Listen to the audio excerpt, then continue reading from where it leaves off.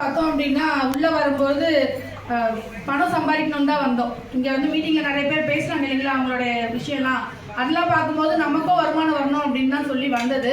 ஆனா இங்க வந்து ஃபர்ஸ்ட் விஷயம் வந்து பார்த்தீங்கன்னா நிறைய அன்பை சம்பாதிச்சிருக்கோம். உங்க அத்தனை பேர் நன்றிக்கும் ஈடு இணையே இல்லை, வார்த்தை எதுவுமே அதுக்கு நான் இணையே போட முடியாது. உங்க அத்தனை பேருக்கு மனமார்ந்த நன்றி.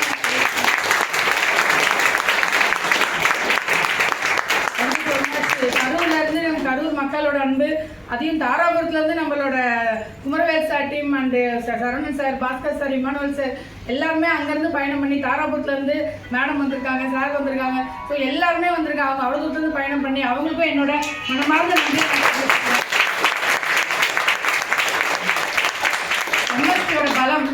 எம்எஸ்டியோட பலம் வந்து பார்த்தோம் அப்படின்னா இந்த இடத்துல வந்து இன்னைக்கு வந்து கைகோர்த்து நிற்குது. அதில் வந்து ரொம்ப ரொம்ப சந்தோஷமா இருக்கு. என்னோட பேர் உஷா முத்து. இந்த வியாபாரத்தில் டைமண்ட் டைரக்டர் நிலையில இருக்கேன். நான் இந்த பிஸ்னஸ் எடுக்கும்போது வந்து பார்த்தோம் அப்படின்னா பெருசா இந்த வியாபாரம் மூலயமா என்னோட வாழ்க்கை மாறும், இந்த மாதிரியான விஷயம் எல்லாம் நடக்கும் அப்படின்னு நினைச்சுலாம் நான் எடுக்கல. நான் வியாபாரம் எடுக்கும்போது வந்து பார்த்தோம் அப்படின்னா எனக்கு இந்த வியாபாரம் கொடுத்தவங்க என்னோட அக்கா கிரேட் கற்பகம் மேடம். அவங்க தான் எனக்கு இந்த வியாபாரம் கொடுத்தாங்க.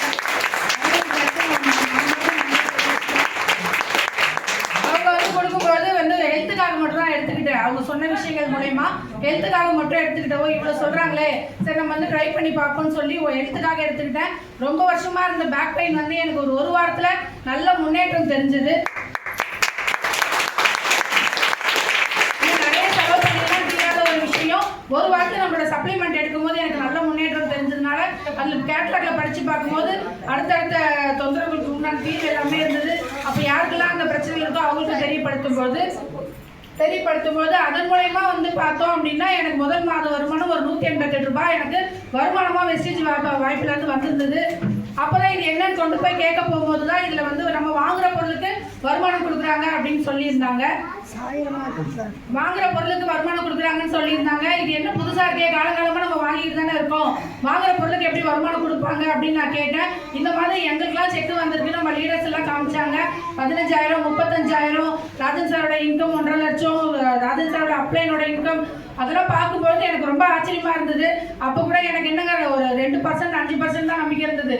சரி ஓகே, 180 ரூபா வந்த இடத்துல ஒரு 2,000 ரூபாய் வரணும், என்ன பண்ணணும்னு கேட்டேன். அந்த 2,000 ரூபாய் வந்தா போதுன்ற மனநிலை தான் அந்த வியாபாரத்துக்குள்ள வந்தேன். அது அதன் பிறகு வந்து பார்த்தோம் அப்படின்னா அந்த 2,000 ரூபாய் ஒரு 3-4 மாசத்திலேயே வர தொடங்கிருச்சு. அப்போ ரொம்ப சந்தோஷமாயிடுச்சு. அடுத்து இப்போ என்ன இருக்கு, அடுத்து என்ன இருக்குன்னு தான் தொடர்ந்து பயணம் பண்ணிட்டு இருந்தேன். அந்த 2,000 ரூபாய் படிப்படியா வளர்ந்து 5,000 ரூபாய் ஆச்சு, 7,000 ரூபாய் ஆச்சு, 8,000 ரூபாய் ஆச்சு. இப்படியே படிப்படியா வளர்ந்து என்னோட அதிகபட்ச வருமானம் 60,000 ரூபாய் பக்கம் மாதம்.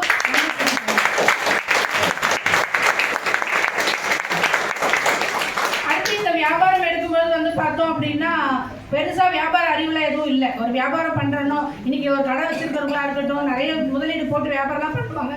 அந்த மாதிரி வந்து வியாபார நாலேஜ்லாம் எதுவுமே கிடையாது. வருமானம் வேணும், வீட்டுக்கு வருமானம் போறல. எங்க வீட்டுக்காரர் வந்து எலக்ட்ரிஷியனு, அவர் வந்து ரெகுலர் இன்கம் கிடையாது. அப்போ குழந்தைங்களுக்கு நம்ம ஈவினிங் ஆனால் என்ன பண்ணணும், ஸ்நாக்ஸ் வாங்கி கொடுக்கணும், வீட்டில் இறந்தாலும் செலவுக்கு காசு வேணும். ஆனால் எங்களுக்கு வாரமாவோ மாதத்துக்கோ எங்களுக்கு வருமானம் கிடையாது. அப்போ நம்ம வந்து டிவி பார்த்துக்கிட்டு பக்கத்து அக்கம் பக்கம் கதை பேசிக்கிட்டு இல்லை வருமானம் இல்லைன்னு சொல்லி அதுக்கு குறைப்பாடிக்கிட்டு இருக்கிறத விட நம்ம சைடு என்ன நம்ம முயற்சி பண்ணலாம் அப்படின்னு தான் நான் முயற்சி பண்ணிட்டு இருந்தேன். அப்படி இருக்கும்போது தான் வந்து பார்த்தோம் அப்படின்னா நிறைய விஷயங்களை ட்ரை பண்ணதில் எனக்கு நிறைய நஷ்டம் தான் கிடைச்சதே தவிர எனக்கு அதில் வந்து பார்த்தோம் அப்படின்னா நான் பெருசாக ட்ரை பண்ணேன். ஆனால் எங்கள் வீட்டுக்காரருக்கு நான் கொடுக்குற நம்பிக்கை என்ன அப்படின்னா சூரியவம்சம் படத்தை சரத்குமாரும் அண்ணாமலை படத்தில் ரஜினிகாந்தும் ஒரே பாட்டில் பணக்கார ஆயிடுவார் இல்லைங்களா, அந்த மாதிரி நம்ம ஆயிடலாம்ப்பா, நம்ம பார்த்துக்கலாம்ப்பா அப்படின்னு சொல்லி அவருக்கு நம்பிக்கை கொடுத்து 2, 3, 4 வியாபாரங்கள்லாம் நான் எடுத்து பண்ண ஆரம்பிச்சு எதில் அனுபவம் இல்லாதனால நான் வந்து க்ளோஸ் பண்ணிட்டு வீட்டுக்கு வந்தாச்சு. இதுக்கப்புறம் வீட்டில் வாயை திறந்தாலே என்னங்க கிடைக்கும், திட்டு கிடைக்கும், சத்தம் போடுவாங்கன்னு சொல்லி எதுவுமே பண்ண வேணாம்னு இருக்கும்போது தான் இந்த வாய்ப்பு கிடைச்சது இல்லையா. இந்த வாய்ப்பு மூலயமா நான் வந்து பயணம் பண்ணிட்டு இருந்தேன். ஆனால் என்னோட நம்பிக்கை எவ்வளோங்க, 2,000. அந்த 2,000க்கு தான் நான் பயணம் பண்ணிட்டு இருந்தேன். ஆனால் இங்கே வந்து அடுத்தடுத்து விஷயங்கள் வந்து வருமானமும் கூட்டிகிட்டே இருந்தது. அதுக்கு அடுத்தது பிறகு பார்த்தோம் அப்படின்னா என்ன சொல்றது, வெளிநாட்டு பயணம். பிறந்து வந்ததெல்லாம் சென்னையில் தான். ஆனால் சென்னையிலேயே வந்து நிறைய இடங்கள் சுற்றி பார்க்க முடியாத குடும்ப சூழ்நிலை. ஏப்ரல் மேலே என்னங்க கட்டணும் ஸ்கூலில் ஃபீஸ் கட்டணும். அப்போ என்ன ஏப்ரல் மேலே ஊட்டி இப்போ கொடைக்கானல் போட்டு பிளான் பண்ண முடியுமா என்ன? அந்த ஃபீஸ் கட்டுறதுக்கும் அடுத்து வந்து வீட்டு மாத பட்ஜெட்டுக்கும் அந்த விஷயங்களுக்கே வந்து பார்த்தோம் அப்படின்னா அடுத்தடுத்து யோசிக்கிறதுக்குள்ள வீட்டில் வந்து பெரிய போராட்டமாக இருக்கும். அந்த பட்சத்தில் வந்து பார்த்தோம் அப்படின்னா அந்த மாதிரியான விஷயங்களுக்கு இடமே இல்லை. இப்போ லோக்கலில் சென்னையில் இருக்கக்கூடிய இடங்களே நிறைய பேர் சுற்றி பார்க்க முடியாத விஷயத்தில் வெஸ்ட் வியாபார வாய்ப்பு மூலயமா முதல் நாடு வந்து பார்த்தோம் அப்படின்னா துபாய் ட்ரிப்புக்கு செலக்ட் ஆயிருந்தேன். அப்போ என்னோட லீடர் சொன்னாங்க, நீங்கள் வந்து ஃபாரினுக்கு செலக்ட் ஆகிட்டீங்க அப்படின்னா நம்ம விளையாடாதமா போமா அப்படின்னு. இல்லை நீங்கள் இப்போ பாஸ்போர்ட் கொடுக்கலன்னா உங்கள் பேர் வந்து கேன்சல் ஆகிடும் அப்படின்னு சொன்னாங்க. அதுக்கப்புறம் நான் வந்து பாஸ்போர்ட் கொடுத்து ஏர்போர்ட்டுக்கு போகிற வரைக்கும்லாம் நான் நம்பவே இல்லை. நம்ம வந்து பார்த்தோன்னா ஏர்போர்ட்டை காமிச்சிட்டு எங்கள் வீட்டு பக்கம் சேதப்பட்டினேன் சென்னையில். ஏர்போர்ட்டும் இனிமேல் நமக்கு பக்கத்தில் தான். எங்கள் வீட்டு வாசலே நிறைய முறை ஃப்ளைட் போகும். என் குழந்தைக்கு சாதம் விட்டுறதுக்கு நான் அதை வேடிக்கை காமிச்சு விட்டுவேன். அதுக்கு தான் அந்த ஃப்ளைட்டு நான் நினச்சிட்டு இருந்தேன். அதில் பயணம் பண்ணுவோம்லாம் எனக்கு சத்தியமாக தெரியவே தெரியாது. அப்போ வந்து நம்மளை வந்து ஃப்ளைட்டையும் ஏர்போர்ட்டையும் காமிச்சு கூப்பிட்டு வந்துடுவாங்க அப்படின்னு நினச்சி தான். ஆனால் அங்கே வந்து பார்த்தோம் அப்படின்னா 4.5 மணி நேரம் அந்த ஃப்ளைட்டில் வந்து துபாய்க்கு பயணம் பண்ணோம். ஏன்னா நான் கிள்ளி பார்த்துருக்கேன். நம்ம தான் போகிறோமா, நமக்கு தான் இந்த வாழ்க்கையா, ஃப்ளைட்டில் நம்ம போகிறோமா அப்படின்னு சொல்லி நான் வந்து அந்த 4.5 மணி நேரம் போய் நான் அந்த துபாய் ஏர்போர்ட்டில் இறங்குற வரைக்கும் கூட என்னால் அது நம்பவே முடியல. ஏன் அப்படின்னு பார்த்தோம்னா குடும்பத்தில் வந்து வாழ்ந்தது அப்படி. ஏன்னா வந்து ஒரு அன்றாடம் சாப்பாட்டுக்கு அடிப்படை என்னங்க? உணவு, உடை, உறைவிடம் இல்லைங்களா? இந்த மூணுக்குமே வந்து போராட்டம். அன்னன்னைக்கு வந்து உழைச்சாதான் சாப்பாடு. அன்னன்னைக்கு வந்து பார்த்தோன்னா இதே ஒரு விஷயம் நான் சொன்னேன் இல்லைங்களா, 4 கடை திறந்தோன்னு சொல்லி. அப்போ ஒரு கடையும் வந்து பார்த்தோம் அப்படின்னா முதலீடு. எனக்கு என் வீட்டில் போட்ட நகையை வந்து 40-50 சவரத்துக்கு மேலே வச்சாச்சு. அவ்வளோ எங்கள் வீட்டுக்காரருக்கு என்ன நம்பிக்கை கொடுத்தேன்? ஒரு பாட்டில் பணக்கார மாதிரி ஆயிடுவோம்ப்பா அப்படின்னு சொல்லி ஒரு கடை திறக்கும் போது இன்வெஸ்ட்மெண்ட் அடுத்த கடை அப்படின்னு சொல்லி பணத்தை எல்லாமே முதலீடு போட்டு உழைப்பு. அது வந்து பார்த்தோம் அப்படின்னா காலையில் 7:30 மணிக்கு என் குழந்தைங்க வந்து ஸ்கூல் கிளம்புவாங்க. அவங்களுக்கு லஞ்சு எல்லாம் ப்ரிப்பேர் பண்ணி அவங்கள அனுப்பி விடணும். அதுக்கப்புறம் வந்து 9:30 மணி 10 மணிக்கெலாம் வந்து பார்த்தோன்னா அடுத்து எங்கள் வீட்டுக்காரர் அந்த அக்கம் பக்கம் உள்ள கடையில எல்லாம் போய் வீட்டு சாப்பாடு அப்படின்னு சொல்லி ஆர்டர் எடுத்துகிட்டு வருவார். எங்கள் அண்ணன் கடை வச்சுருந்தாரு. அவர் கடையில் ஒரு 35 பிரான்ச் இருக்குது. அந்த கடையில் வேலை செய்யக்கூடிய ஆளுங்களுக்குலாம் வந்து வீட்டு சாப்பாடு. அதுக்கப்புறம் திருப்பி சமைக்க ஆரம்பித்து அந்த சாப்பாடெல்லாம் செஞ்சு முடித்து இறக்கி வச்சோன்னா எங்கள் வீட்டுக்காரங்க மாமியாரை பேக் பண்ணி கொண்டு போய் அவர் எல்லா கடையிலும் கொண்டு போய் கொடுத்துட்டு வருவார். அது முடிச்சு ஈவினிங் வந்து மாவு கடை. அந்த மாவு கடையில் வடகரி பேக் பண்ணி போடுவேன். அந்த வடகரியை வந்து பார்த்தோன்னா அதுக்கு வெங்காயம் அறிய ஆரம்பிக்கும் போது எப்படி ஒரு 100 பேக்கெட் நாங்கள் வடகரி போகும். அப்போ அதுக்கு எவ்வளோ நான் வெங்காயம் கட் பண்ணணும், எவ்வளோ வேலை பண்ணணும். அப்போ அதுக்கு உண்டான வேலையை நான் தொடங்கினேன்னா திரும்பி சாயந்தரம் 4-5 ஆகும் வடகரி ப்ரிப்பேர் பண்ணி முடிக்கிறதுக்கு. அதை பேக் பண்ணி கடைக்கு கொண்டு போய் கடைக்கு போட்டுக்கிட்டே இருக்கணும். இதுக்கிடையில எங்கள் வீட்டுக்காரருக்கு வந்து அப்புறம் சூப்பு இந்த சாட் ஐட்டம்ஸ் கடை வாசல்லையே ஓப்பன் பண்ணி கொடுத்துருந்தோம். அதுக்கு எல்லாத்தையும் ப்ரிப்பேர் பண்ணி கொடுப்பேன். சூப்பு, சுண்டல், பஜ்ஜி அது எல்லாமே ரெடி பண்ணி அது கொடுத்து கடைக்கு.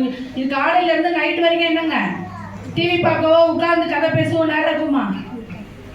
அந்த மாதிரி வந்து நேரமே இருக்காது. இவ்வளவும் நான் பண்ணால் மட்டும்தான் அன்னைக்கு என்ன கிடைக்கும்? வருமானம் கிடைக்கும். அன்னைக்கு நான் வந்து அந்த ஒரு நாள் கடைக்கு சாப்பாடு கொடுக்கலன்னா அவங்க அடுத்த நாள் ஆர்டர் கொடுப்பாங்களா? கொடுக்க மாட்டாங்க. அப்போ என்ன முடியலையோ நான் வந்து அந்த சாப்பாடு வந்து கடைக்கு கொடுத்து தான் ஆகணும். அது மாதிரி கடைக்கு வந்து வடகரி இருக்குன்னு சொல்லி வந்துருவாங்க நம்பிக்கையா, அங்கேயும் கொடுத்து தான் ஆகணும். நான் ஒரு நாள் வந்து போக முடியாது, ஒரு நாள் எனக்கு உட முடியலன்னு சொல்லி விட முடியாது. அப்போ எல்லா இடத்துக்கும் என்னங்க தேவை? தினம் நான் உழைப்பை கொடுத்துட்டே இருக்கணும். அந்த உழைப்பை கொடுத்தா மட்டும்தான் எனக்கு அன்னன்னைக்கு வருமானம் வரும். அப்போ அந்த அன்னன்னைக்கு வருமானத்துக்கு போராடுற நான் வெளிநாடு போகலான்னு யோசிப்பேனா? யோசிக்க முடியுமா? அப்படி வெளிநாடு போகிறதுக்கு என்கிட்ட கம்பெனி ஒரு 50,000 ரூபாய் கொடுத்துருந்தா அந்த பணத்தை நான் என்னங்க பண்ணியிருப்பேன்? ஃபீஸ் கட்டியிருப்பேன். கரெக்டுங்களா? அந்த மாதிரி இருக்கக்கூடிய சூழ்நிலையை நம்ம கம்பெனி பாருங்க, நம்மளுக்கு கையில் வருமானமும் கொடுத்து இன்னைக்கு சச்சின் டெண்டுல்கரோ அதுக்கப்புறம் யார் இருக்காரு, தோனி, இந்த மாதிரி இவங்கெல்லாம் வந்து பார்த்தோம் அப்படின்னா Boost secret of the my energy அப்படின்னு சொல்லிட்டு 3 கோடி 4 கோடி வாங்கிட்டு போறாங்கன்னு சொல்றாங்க. கரெக்டுங்களா? அப்போ அவங்க அந்த பணத்தை என்ன சாப்பிடவா செய்வாங்க? அந்த பணத்தில் வெளிநாட்டுக்கு போவாங்க. அந்த பணத்தில் உல்லாசமான வாழ்க்கையை வாழ்வாங்க. அந்த குழந்தைங்களுக்கு அவங்க நல்ல ஒரு எதிர்காலத்தை உருவாக்கி கொடுப்பாங்க. அப்போ அந்த மாதிரி வந்து பார்த்தோம் அப்படின்னா இங்கே வந்து என்ன நடக்குது? அந்த அன்னாடம் நான் போய் வேலை செஞ்சாதான் எனக்கு பணம். அப்போ வந்து பார்த்தோம் அப்படின்னா வந்து உட்கார்ந்தா நம்மளுக்கு வருமானம் கிடையாது. அப்போ வந்து பார்த்தோன்னா அதுக்கான வேலைகளை போய் நம்ம ஓடி தான் செஞ்சுட்டு இருந்தோம். உட்கார்ந்தோம் அப்படின்னா வருமானம் இல்லை. ஆனால் எனக்கு ஒரு 3 நாள் 4 நாள் நல்ல ஜுரம். அந்த ஜுரத்தில் என்னால் எந்திரிக்கவே முடியல. அதில் வந்து நான் 4 நாள் கழித்து நான் யோசித்து பார்க்கும்போது தான் தெரிஞ்சுது நான் வந்து ஏதோ தப்பாக உழைச்சிட்டு இருக்கிறேன் அப்படின்ற விஷயமும் புரிஞ்சுது. என்னன்னா நம்ம உழைக்கலைன்னா வருமானம் இல்லைன்ற இடத்துல உழைக்கிறது வந்து சரியான விஷயமா எனக்கு தெரியல. நம்ம அந்த உழைப்பை நிறுத்திட்டோம் அப்படின்னா என்னங்க ஆகலை, வருமானம் இல்லை. அப்போ நம்ம உழைக்கலைனாலும் வருமானம் வர மாதிரி ஒரு விஷயம் இருந்தால் நல்லா இருக்கும் இல்லையா? அந்த மாதிரி ஏதாச்சும் இருக்கா அப்படின்னு தான் நான் தேடிட்டு இருந்தபோது தான் இந்த வாய்ப்பை இந்த மாதிரி ஒரு மீட்டிங்கில் தான் நான் பார்த்தேன். அது வரைக்கும் வந்து நான் நினச்சிட்டு இருந்தது, அக்கா வந்து பார்த்தோம் அப்படின்னா ஏதோ ஒரு வியாபாரம் எடுத்திருக்காங்க, அவங்க ஏதோ ஒரு விஷயத்த வந்து சொல்கிறாங்க, அவங்களும் கஷ்டப்பட்டுட்டு தான் இருக்காங்க, அவங்களும் மாவு கடை தான் வச்சுட்டு இருக்காங்க. அந்த மாவு கடை வேலையிலேயே அவங்க வந்து பார்த்தோம் அப்படின்னா எனக்கு இந்த விஷயத்த வந்து என்ன பண்ணிட்டு இருந்தாங்க, தொடர்ச்சியாக சொல்லிகிட்டே இருந்தாங்க. அம்மா நீ என்ன பண்ணால் வாய முடுவோமா அப்படின்னு கேட்டேன். இதில் இருக்க பொருளெல்லாம் வாங்கிட்டீங்கன்னா நான் வாய முடுவேன் அப்படின்னாங்க. அப்போ விட்டது தொழில், அதுக்காக தான் நான் வந்து இந்த பொருட்கள் எல்லாமே வாங்கினேன். அது வரைக்கும் வந்து என்ன நினச்சிட்டு இருந்தேன், அக்கா பாவம் அவங்க ஏதோ ஒரு வியாபாரம் எடுத்திருக்காங்க, அவங்களுக்காக நம்ம வந்து இது வாங்குவோம் தான் நினச்சிட்டு இருந்தேன். அப்போ இந்த மாதிரி வந்து ஒரு மீட்டிங் பார்க்கும்போது எனக்கு என்ன புரிஞ்சுதுன்னா, கடவுள் என் மேலே பாவம் பார்த்ததுனால தான் அக்கா மூலயமா எனக்கு இந்த வாய்ப்பை கொடுத்தாரு அப்படின்றத நான் புரிஞ்சுக்கிட்டேன். ஏன்னா நான் வந்து இங்கே உட்காந்து பார்க்கும்போது ஒரு பேப்பர் போடுறவர் 40,000 சம்பாதிக்கிறேன்னு சொல்கிறாரு. நான் வந்து பேப்பர் போடுறதுக்கு நீங்கள் எல்லாம் விடிய காலையில் தான் நல்லா வந்து நல்ல ஒரு ஆழ்ந்த தூக்கம் தூங்குவீங்க. ஆனால் நான் அந்த நேரத்தில் எந்திரிச்சே ஆகணும், மழை பெஞ்சாலும் குளிர்காலனாலும் நான் வந்து 4 மணி 3 மணிக்கு எந்திரிச்சே ஆகணும்.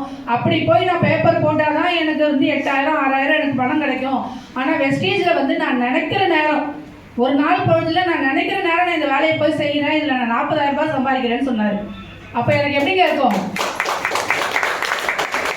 காலையிலேருந்து நைட் வரைக்கும் உழைக்கணும், இந்த தம்பி வந்து இந்த விஷயம் சொல்கிறாங்களே அப்போ இது நமக்கு ஏற்ற விஷயம்தான் அப்படின்றது எனக்கு அங்கே ஆழமாக புரிஞ்சுது. அப்போ தான் நான் இந்த வியாபாரத்தை எடுக்க தொடங்கி வந்து பார்த்தோம் அப்படின்னா நான் எடுத்து கொண்டு போய் யார்கிட்டலாம் பேசணும், எல்லாரும் ஆமாம் ஆமாம் வாங்க வாங்க சூப்பர் நல்ல விஷயம் சொல்லிட்டீங்க, உங்களுக்கு வந்து உடனே நாங்கள் கையெழுத்து போட்டுடுறோம், உடனே பொருட்கள் வாங்கிடுறோம், சார் சிரிக்கிறார், உடனே நாங்கள் வந்து பொருட்கள் வாங்கிடுறோம் அப்படின்னு சொல்லி ஒரு வீட்லேயே நான் அப்படி வரவேற்றாங்க. அப்படியாங்க, வேகமாக செவத்தில் அடிச்சு அந்த மாதிரி திரும்பி வந்தேன். இதுக்கு நம்ம வீட்டிலேயே வேலை பார்த்துடலாம் போல, நம்மளே ராஜா நம்மளே மந்திரின்னு புடவை தூக்கி சொருகணுமா, தலையை வந்து கொண்டே போட்டோமா, நம்ம பாட்டு காலையிலேருந்து நைட் வரைக்கும் வேலை செஞ்சுட்டு போகலாம். ஆனால் நம்ம வேகமாக இதில் சம்பாரிச்சிடலான்னு ஒரு வீட்டுக்கும் போனால் நல்லா பேசுகிறவங்க கூட முகத்தை திருப்பிட்டு போகிறாங்களே அப்படின்னு எனக்கு வந்து குழப்பமாக இருந்தது, வருத்தமாக இருந்தது. எனக்கு புரியல, சரியான விஷயம் தான் நம்ம எடுத்துருக்கிறோமான்றது தெரியல. ஆனால் என்ன வந்து பார்த்தோன்னா மீட்டிங்கில் வந்து பார்க்கும்போது நான் என்னை விட வந்து இயலாதவங்க கூட வந்து பார்த்தோன்னா சம்பாதிக்கிறாங்க. நல்ல வசதியாக இருக்கிறவங்க டாக்டரு, இன்ஜினியரு, நம்ம மோகன் சார் மாதிரி கம்ப்யூட்டர் வேலை பார்க்குறவங்க, சார்லாம் 1 லட்ச ரூபாய் சம்பாதிச்சுட்டு இருந்தவர், அவர் இதை பார்ட் டைமாக பண்ணுறாரு. பிஹெச்எல்ல வந்து சீனியர் இன்ஜினியராக இருந்த நம்மளோட கிரேட் ராஜன் சார் 1.5 லட்ச ரூபாய் சம்பாதிச்சுட்டு இருந்தார், அவர் இங்கே வந்து சம்பாதிக்கிறாரு. அப்போ இவங்க எல்லாருனாலே முடியுது, அப்போ எனக்கு பணம் வேணுமே, அப்போ வந்து பார்த்தோன்னா என்னோட ஃபேமிலிக்கு வந்து நான் ஏதாச்சும் சப்போர்ட் பண்ணணுமே. இது வர வீட்டில் வர நான் வந்து சும்மா இல்லை என்ன பண்ணிட்டேன், முன்னேறிடுவேன் நல்லா பண்ணிடுவேன், ஏதோ செஞ்சிருவேன்னு வீட்டில் வர வந்து இவ்வளோ நாளாக வந்து நம்பிக்கை கொடுத்தாச்சு.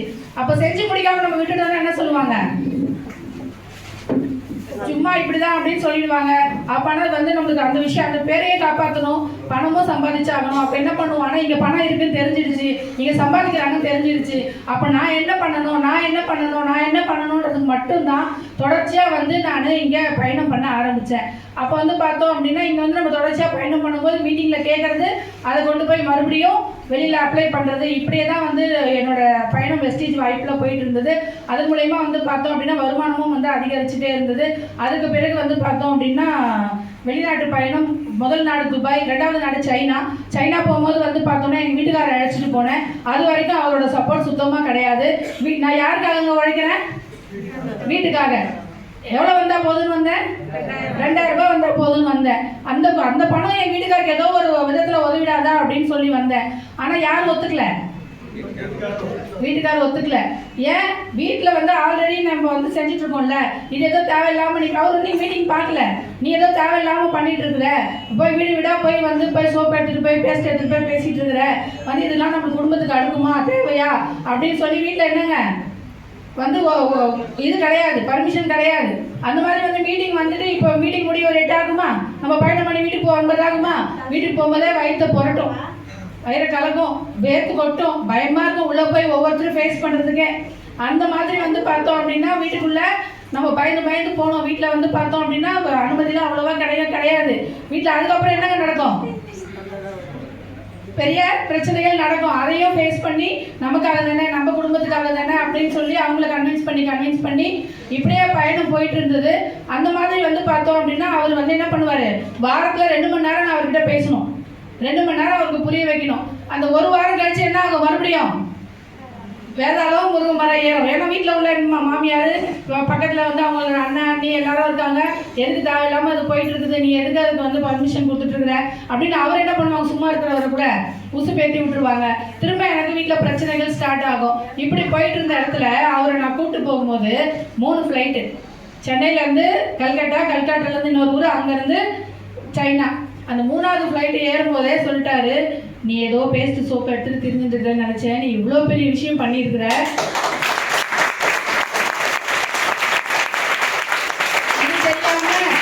இது தெரியாம நான் வந்து நாங்கள் எல்லாரும் சேர்ந்து ரொம்ப கஷ்டப்படுத்திட்டோம். இதுக்கப்புறம் நான் வந்து முழுமையாக இது என்னன்னு புரிஞ்சுக்கிட்டு சப்போர்ட் பண்ணுறேன் அப்படின்னு சொல்லிட்டாரு. அப்போ அதுக்கப்புறம் தான் அவரோட சப்போர்ட் எனக்கு முழுமையாக கிடைக்க ஆரம்பிச்சது. அன்னைக்கு சொன்னவர் தான் இன்னைக்கு வரைக்கும் எனக்கு ஃபுல் சப்போர்ட் கொடுத்துட்ருக்காரு. இந்த இடத்துல நான் நன்றி சொல்லிக்கிறேன். ஏன்னா வந்து பார்த்தோன்னா நம்ம கம்பெனியில் என்ன விஷயங்கள் இருக்குன்றதை நம்ம வீட்டுக்கு தெரியப்படுத்தாத வரைக்கும் வீட்டில் என்னங்க இருக்கும், அவங்களோட பயம், எங்கேயோ நம்ம போய் ஏமாந்துட போகிறோம், எங்கேயோ போய் நம்ம வந்து சிக்கிட போகிறோம் அப்படின்னு சொல்லி அந்த பயத்தில் தான் நம்மளை வந்து கட்டுப்படுத்துகிறாங்களே தவிர நம்மளுக்கு வேறு எதுவும் இல்லைங்களா. அப்போ வந்து பார்த்தீங்கன்னா அவர் அங்கே வந்து பார்க்கும்போது அந்த பிரம்மாண்டங்கள்லாம் பார்க்கும்போது அவர் வந்து அசந்து போயிட்டார். ஒவ்வொரு விஷயமும் நாங்கள் தங்குனது பெரிய ஸ்டார் ஹோட்டலு, அங்கே சுற்றி பார்த்தது உலக அதிசயத்தில் ஒரு இடம் சீன பெருஞ்சுவர், அந்த மாதிரி வந்து பார்த்தோம் அப்படின்னா அந்த ஃபாரின் ட்ரிப்பில் வந்து அவர் ரொம்ப வந்து சந்தோஷப்பட்டார். அதுக்கு அடுத்தது வந்து பார்த்தோம்னா Dubai, China, Thailand, Indonesia, Abu Dhabi, Dubai, அதுக்கப்புறம் நிறைய நாடுகள், கப்பல், மெதக்கும் சொர்க்கம் சொல்லக்கூடிய கப்பல், 12 மாடி கப்பல். அந்த 12 மாடி கப்பலில் வந்து பார்த்தோன்னா ஒரு வாரம் சுற்றி பார்க்குறதுக்குள்ளேயே ட்ரிப்பு முடிஞ்சிருச்சு. ஒரு வாரம் போகல, அந்த கப்பலை முழுமையாக சுற்றி பார்க்குறதுக்கு ஒரு வாரம் எனக்கு போகவே இல்லை. அந்த அளவுக்கு பிரம்மாண்டம், அத்தனை ஹோட்டல், அந்த கப்பலுக்குள்ள ரெஸ்டாரண்ட், அவ்வளோ திரும்புற பக்கம்லாம் ரெஸ்டாரண்ட்டு, நைட்டு 12 மணிக்கெலாம் கூட சாப்பாடு போட்டுக்கிட்டே இருப்பாங்க. ஸ்விம்மிங் பூல் 12வது மாடியில் வந்து பார்த்தோன்னா 3 ஸ்விம்மிங் பூல், அந்த மாதிரி தேட்டர், அது இதுன்னு கப்பல் தானா இது, இல்லை நம்ம ஒரு பெரிய ஸ்டார் ஹோட்டல் இருக்கிறோமா அப்படின்ற ஒரு விஷயம் கிடச்சிது. நான் உள்ளே வந்தது எதுக்குங்க, 2000 ரூபாய். நான் வந்து என்ன ஆயிடுச்சு, ஃப்ளைட்டு டவுன் பஸ் மாதிரி ஆயிடுச்சு. இந்த 10 நாடுகள் போயிட்டு வரும்போது அடுத்து மிதக்கும் சொர்க்கம் சொல்லக்கூடிய பிரம்மாண்டமான கப்பல், இதுலையும் பயணம் பண்ணியாச்சு. இது எல்லாத்தையும் தாண்டி வீட்டில் வந்து யாருங்க, மாமியார், ஓகேங்களா. அவங்க வந்து எங்கள் அப்பாவோட அக்கா, தம்பி பொண்ணு, சொல்கிற பேச்செல்லாம் கேட்கும், நம்ம பேச்சு கட்டுப்படும், நம்மளுக்கு அடிமையாக இருக்கும், என்னென்னவோ நினச்சிதான் அவங்க கல்யாணம் பண்ணிட்டு வந்திருப்பாங்க. உண்மையா இல்லைங்களா? வெளியில் போய் கல்யாணம் பண்ணிட்டு வந்தால் சொல்கிற பேச்சு கேட்க மாட்டாங்க. அதனால தம்பி பிள்ளைங்களே கட்டிட்டோம்னா நமக்கு வந்து நல்லா பார்த்துப்பாங்க அப்படின்னு இருப்பாங்க. ஆனால் நான் என்ன பண்ணிடுவேன், காலையிலேயே அவங்களுக்கு மோர், ஜூஸு, அவங்களுக்கு சாப்பாடு எல்லாமே ப்ரிப்பேர் பண்ணி அவங்க பக்கத்தில் வச்சுட்டு ஈவினிங் வரைக்கும் தேவையானலாம் வச்சுட்டு கிளம்பிடுவேன். அப்போ அவங்களுக்கு என்ன இருக்கும், சரியான கோபமாக இருக்கும். வீட்டுக்கு நைட்டு போகிற வரைக்கும் உருன்னு இருப்பாங்க, பேச மாட்டாங்க, பிள்ளைங்களுக்கு எதுவும் செஞ்சுலாம் கொடுக்க மாட்டாங்க. பிள்ளைங்க ஸ்கூல்லேருந்து வந்து அப்படியே சுருண்டு படுத்து கிடப்பாங்க, எந்திரிச்சு எதுவுமே செஞ்சு கொடுக்க மாட்டாங்க. ஏன்னா இதுவே பழக்கமாயிடும், அதனால அதுக்காகவாச்சும் அவள் வீட்டில் இருக்கட்டும் அப்படின்னு சொல்லி அவங்க வந்து ரொம்ப கோபமாக இருப்பாங்க. ஆனால் அந்த வருமானம் மாதம் வர ஆரம்பித்து வீட்டுக்கு நிறைய விஷயங்களை நான் செய்ய ஆரம்பிக்கும் போது வீட்டுக்கு உண்டான விஷயங்கள் வந்து ஒரு மாதம் செலவுகளாக இருக்கட்டும், பிள்ளைங்களை படிக்க வச்சதாக இருக்கட்டும், வந்து பையன் டிகிரியே படித்து முடிச்சுட்டான். அடுத்து வந்து வீட்டில் வந்து பார்த்தோம் அப்படின்னா ஆல்டேஷன் ஒர்க் பண்ணி வீடை ரெடி பண்ணது, அப்புறம் வீட்டுக்கு உண்டான பொருட்கள் ஒவ்வொரு முறையும் நான் வந்து டிவிலேருந்து, வாஷிங் மிஷின்லேருந்து, வீட்டுக்கு 2 வீலர்லேருந்து இது எல்லாம் நம்ம வீட்டுக்கெல்லாம் வாங்கி வைக்கும்போது இது எல்லாம் பார்க்கும்போது அதுக்கப்புறம் வீட்டில் என்ன நடந்தது அப்படின்னா, நான் எப்போ வந்தாலும் சப்பாத்தி சுட்டு வச்சுட்டேன், சமைச்சு வச்சுட்டேன், சாப்பிட்டு படுத்துருமா அப்படின்னு வந்து யாருங்க சொன்னாங்க, மாமியார் சொல்ல ஆரம்பிச்சாங்க. அப்போ அதுக்கு காரணம் என்னங்க, அந்த வருமானம் வீட்டுக்கு பண்ண மாற்றங்களுடைய விஷயங்கள் தான். அந்த அவ்வளோ கோபத்தில் இருந்தவங்க அந்த மாற்றங்கள்லாம் வந்து கிடைக்க ஆரம்பிச்சுது. அப்போ அந்த மாதிரி வந்து பார்த்தோம் அப்படின்னா ஃப்ளைட்டாக இருக்கட்டும், வெளிநாடுகளை சுற்றி பார்க்கக்கூடிய இடங்களாக இருக்கட்டும், அடுத்தது மிதக்கும் சொர்க்கம் சொல்லக்கூடிய கப்பலாக இருக்கட்டும், இது எல்லாமே வந்து பார்த்தோன்னா வெஸ்டேஜ்லேருந்து எனக்கு கிடைச்ச சைட் எஃபெக்ட்ஸ். யாராச்சும் வந்து சப்ளிமெண்ட் பற்றி பேசும்போது சொல்லுவாங்க, இதனால சைட் எஃபெக்ட் வருமா அப்படின்னு. நிச்சயமாக வரும். கார் வரும், பைக் வரும், 2 வீலர் வரும்,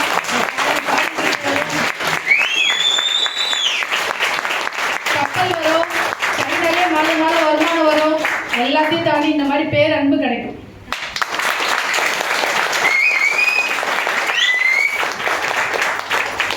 இல்லைங்களா? இந்த விஷயங்கள் வந்து இப்போ வெறுங்க நான் அந்த வீட்டுக்கு மருமகளாவோ எங்கள் அப்பாவோட பொண்ணாவோ என் கணவரோட மனைவியாக தான் நான் தெரிஞ்சிருப்பேன் இல்லைங்களா? ஆனால் வந்து பார்த்தோம் அப்படின்னா அதை தாண்டி வேற ஒன்றுமே இல்லை. இப்போ இவ்வளோ மக்களை நான் எப்படி சம்பாதிக்க முடியும்? ஏதோ அரசியல் நின்று ஒரு 50 கோடி செலவு பண்ணி போஸ்டர்லாம் அடித்து ஒட்டி 200 ரூபாய் இன்னும் சொல்லுவாங்களா கொடுத்து பிரியாணிலாம் இது கொடுத்தா அந்த 200 ரூபாய்க்கும் அந்த பிரியாணிக்கும் அன்றைக்கி 1/2 மணி நேரம் ஒரு கோஷம் போட்டுட்டு போயிடுவாங்க. இந்த மாதிரி தாராபுரத்துலேருந்துலாம் கிளம்பி வருவாங்களா? கரூர்லேருந்து என் மக்கள் அவ்வளோ பேரும் சென்னை ஏர்போர்ட்டுக்கு காஷ்மீருக்கு வந்தாங்க. நான் அவங்க டீம் கிடையாது, அவங்க என் டீம் கிடையாது, சொந்த பந்தம் கிடையாது.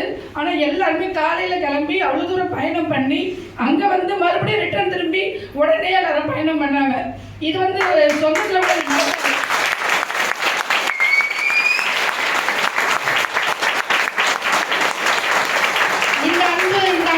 பார்த்தோம் அப்படின்னா இந்த வியாபாரத்தில் அளவுக்கு அதிகமாக இருக்குது. இந்த பாராட்டு இருக்குது, இவ்வளோ விஷயங்களும் இங்கே தான் இருக்குது. நான் வந்தது 2000 ரூபாய்க்கு தானே, 2000 ரூபாய்க்கு தான் நான் வேலை செஞ்சேன். ஆனால் அந்த 2000 ரூபாய்க்கு வேலை செஞ்ச இடத்துல இவ்வளோ விஷயம் இங்கே வந்து கிடச்சிது. இப்போ இந்த 2000 ரூபாய் பெரிய விஷயமா தெரிஞ்சுதா? இதெல்லாம் பெரிய விஷயமா தெரிஞ்சுதா? அப்போ வந்து பார்த்தோம்னா 2000 ரூபாய் அல்ல 60,000 ரூபாய் ஆயிடுச்சு. அது ஆட்டோமேட்டிக்காக அது அதிகமாகிட்டே இருக்குது. ஆனால் இங்கே உள்ள விஷயங்கள் நிறைய விஷயங்கள் இங்கே கிடைக்க ஆரம்பிச்சிருச்சு. அப்போ வந்து ஃப்ளைட்டு முடிஞ்சிருச்சா, கப்பல் முடிஞ்சிருச்சா, இது எல்லாமே வந்து என்ன ஆயிடுச்சுங்க, டவுன் பஸ் மாதிரி ஆயிடுச்சு. இப்போ குறையா இருக்கிறது என்னங்க, கார் இல்லைங்களா? வீடும் கட்டியாச்சு. வந்து பார்த்தோம் அப்படின்னா எங்கள் ஊரில் வந்து ஓஎம்ஆர்னு சொல்லக்கூடிய இடத்துல முதல் மாடி கிரவுண்ட் ஃப்ளோரில் வந்து வீடும் கட்டியாச்சு. எஸ்டிஜி வியாபார வாய்ப்பு.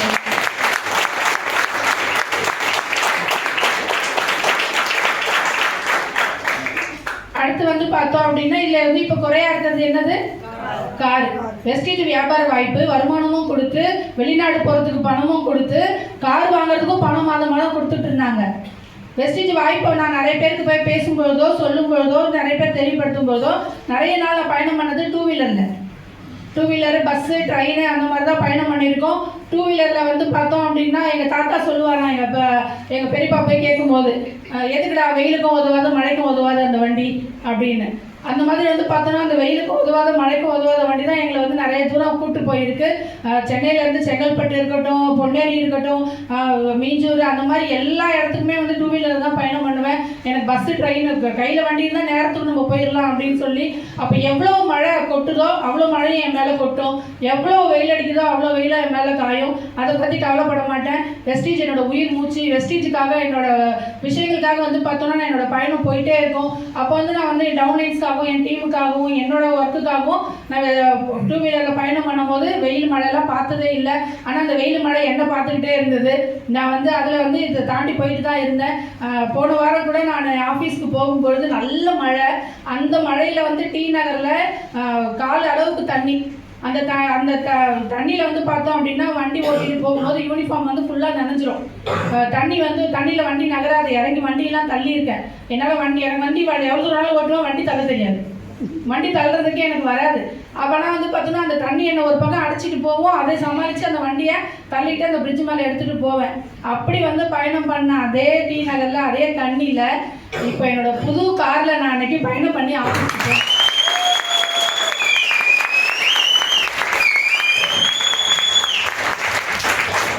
மழை இயற்கையோட குறையில மழை தண்ணி ரோடு நிறைஞ்சதோ இல்லையோ, கண்ணில் தண்ணி வந்து என் காரு நிறைஞ்சிருக்கும்னு நினைக்கிறேன்.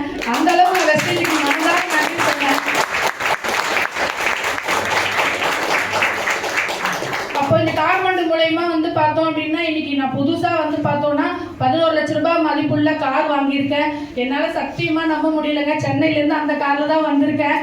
என்னை 2-3 பேர் எங்கள் லீடர்ஸே கேட்டாங்க, உங்க கார் சொந்தக்காரர் தானே அப்படின்னு கேட்டாங்க. நான் எப்படி எங்கள் லீடர்ஸ் காரில் போயிருக்கிறேனோ, சொந்த பந்த காரில் போயிருக்கணும், அந்த ஒரு ஃபீல் தான் எனக்கு இருந்ததே தவிர என்னோட காரில் வரேன் அப்படின்ற ஒரு ஃபீலே எனக்கு இன்னுமே வரல. ஃப்ரண்ட் சீட்டில் உட்காந்து ஒரு தடவை வந்து பார்க்குறேன், பின்னாடி சீட்டில் போய் உட்காந்து எங்கேயோ உட்காந்தாச்சும் அந்த ஃபீல் வந்துருமா அப்படின்னு பார்க்குறேன். இன்னுமே எனக்கு வரல. ஏன்னா என்னால் நம்ப முடியல. என்னால் சத்தியமாக நம்ப முடியல. காரில் போகிற ஃபேமிலியில் நான் இல்லை. அந்த அளவுக்கு என்னோட வருமான வாய்ப்பு இல்லை. கார் வாங்க முடியுன்ற நம்பிக்கை எனக்குள்ளே இருந்து வெஸ்டேஜ் இல்லைன்னா எனக்குள்ளே வந்திருக்காது. என்ன குழம்பு வைக்கலாம், என்ன சமைக்கலாம், எப்படி பிள்ளைங்களை பார்த்துக்கலாம், என்ன பண்ணலாம், இந்த அளவுக்கு மட்டும்தான் எனக்குள்ளே இருந்திருக்குமே தவிர ஒரு வியாபாரத்தை வந்து 4 பேருக்கு சொல்ல முடியும், இப்படி மைக்லாம் பிடிச்சி பேச முடியும், இப்படி வந்து வெளிநாடுலாம் போக முடியும், கார்லாம் வாங்க முடியுன்ற ஒரு விஷயம் இருந்ததே கிடையாது. எங்கள் சொந்த பந்தத்தில் வந்து பார்த்திங்கன்னா நிறைய பேர் கார் வச்சுருக்குறாங்க. இது வந்து விலை உயர்ந்த கார்கள்லாம் வச்சுருக்காங்க. ஆடி பென்ஸு, BMW, ஜாகுவார் அந்த மாதிரி கார்லாம் வச்சுருக்குறாங்க. அவர் அன்றைக்கி வந்து கார் ஷோருக்கு வந்திருந்தார். எங்கள் வீட்டுக்காரோட தங்கச்சி வீட்டுக்காரு. அவர் வந்து நிறைய முறை என்னை திட்டிருக்கிறாரு. தேவையில்லாத வேலை பண்ணிட்டு இருக்கிற, எதுக்கு பிள்ளைங்களை எப்படி விட்டுட்டு ஓடுற, என்ன அவசியம் இருக்குது, ஒரு பையன் இருக்கிறது, நீ என்ன பொண்ணா வச்சுருக்க, எதுக்கு தேவையில்லாமல் போகிறன்ட்டு அப்படி சத்தம் போடுவார். எப்போ வந்தாலும் வீட்டில் இருக்க மாட்டேங்கிற, என்ன பேர் என்ன தெரியுமா, பேக் மாட்டின்னு கிளம்பிடுறா, காலைல பேக மாட்டின்னு கிளம்பிடுறா அப்படின்னு சொல்லி பேசுவாங்க. 10வது குறைக்கு வியாபாரம் கொடுத்த அக்காவுக்கு மேலே திட்டு விடும், சொந்தன்றதுனால. உன்னால தான் கற்பகம், நீ வந்து ஏதோ ஒரு விஷயம் சொல்லிட்டு போயிட்டு இருந்தால்தான் தான் தேவையில்லாத நடக்குதுன்னு ஆரம்பத்தில் வந்து அக்காவையும் திட்டுவாங்க. அத்தை ஆகிட்டாங்களா, அவங்களும் திரும்ப எதுவும் பேச முடியாது, அவங்களுக்கு அமௌண்ட் கேட்டுட்டு போயிடுவாங்க. அன்னைக்கு வந்து கார் ஷோரூமில் எங்கள் வீட்டுக்காரோட அண்ணன், கற்பகம் நீ வந்து நில்லுமா, ஃபோட்டோவில் நீ வந்து நில்லுமா அப்படின்னு. இல்லைம்மாம்மா நீங்கள் நில்லுங்க, உன்னாலதாம்மா கார் வந்தது, நீ வந்து நில்லுமா அப்படின்னு சொல்லுவாங்க. யாரெல்லாம் தொந்தரவு பண்ணி போய் நம்ம மற்றவங்களுக்கு சொல்கிறோமோ நாளை பின்ன நமக்கு என்னங்க நிச்சயமாக அந்த பேர் கிடைக்கும். அப்போ அதே வீட்டில் தானே வந்து கற்பகம் நம்ம திட்டினாங்க. இன்னைக்கு அவங்க வாயில என்ன சொல்றாங்க, நீ வந்து நில்லுமா, உன்னாலதான் கார் கிடைச்சதுன்னு. எங்க நாத்தனார் வீட்டுக்கார் சொல்றாரு, நான் கோடி கோடியா போய் கார் வாங்குறேன், நினைச்சா போய் BMW 6 வாங்கிட்டு வரேன், ஆனா எங்க வீட்டில் 4 பேர் தான் போவோம். இது என்ன ஒரு 10-12 லட்சம் ரூபாய் காருக்கு வந்து 150 பேர் 200 பேர் ஆஃபீஸ்ல இருக்கீங்க.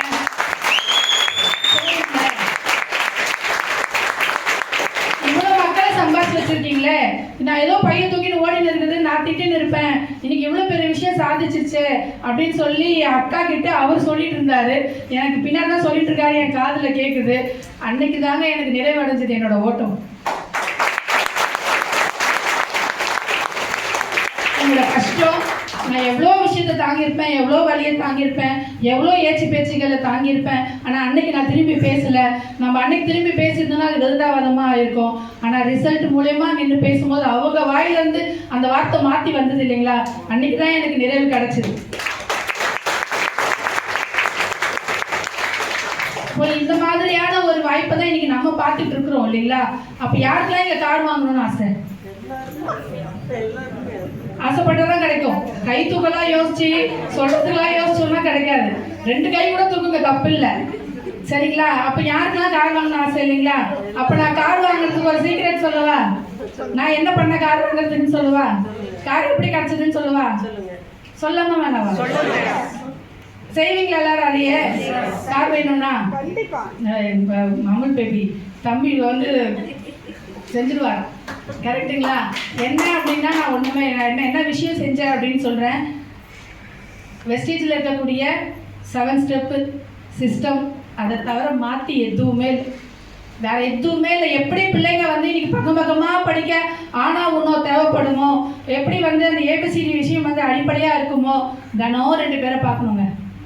தினம் யாரெல்லாம் 2 பேர், பழனி அம்மா மேடம்க்கு ஒரு பாராட்டு கொடுங்களேன்.